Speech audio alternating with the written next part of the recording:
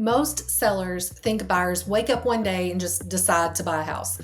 Absolutely not. They are not choosing that sort of chaos that day. There is a whole invisible process that is happening before that buyer ever calls a real estate agent. And if you don't understand it as a seller, you're going to misread the market, misprice your home, and then wonder why the right buyer has not shown up at your door. There are 3 buckets that every buyer moves through before they enter into a decision process.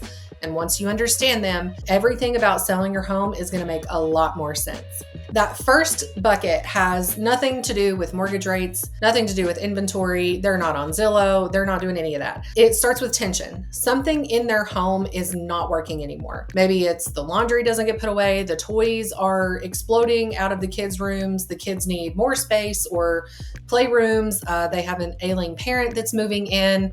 Whatever it is, something has shifted.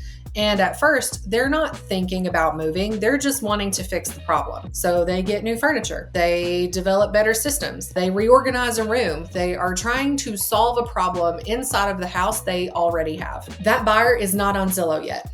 They're on Amazon and Pinterest, and they're binge watching HGTV like it's going to solve all of their problems. But at some point, a switch flips. They stop trying to fix the house, and they start wondering if the house is actually the problem. And that's when they start those late night scrolling sessions on Zillow and Trulia and homes.com. They're not wanting to talk to a lender. They don't want to talk to an agent. They don't want a list of houses. They're just browsing. They're just looking to see what's out there. And something else is also happening in this section. They are breaking up with where they live.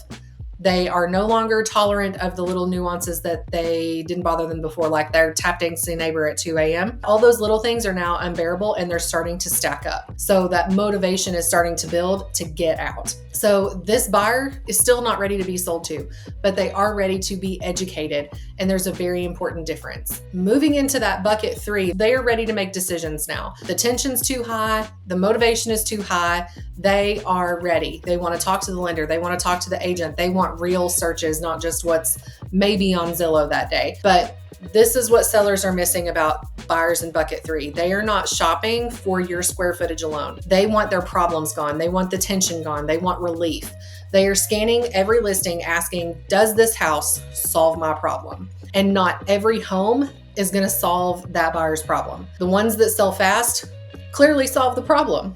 Your job, my job as your real estate agent, is to not appeal to every buyer. So as the seller, as your listing agent, our job, my job, is to get your home in front of enough of the right buyers, the ones whose problem your home is actually going to solve. And the way that I help sellers do that is pricing right, marketing wide, and making sure that your home is positioned to be seen.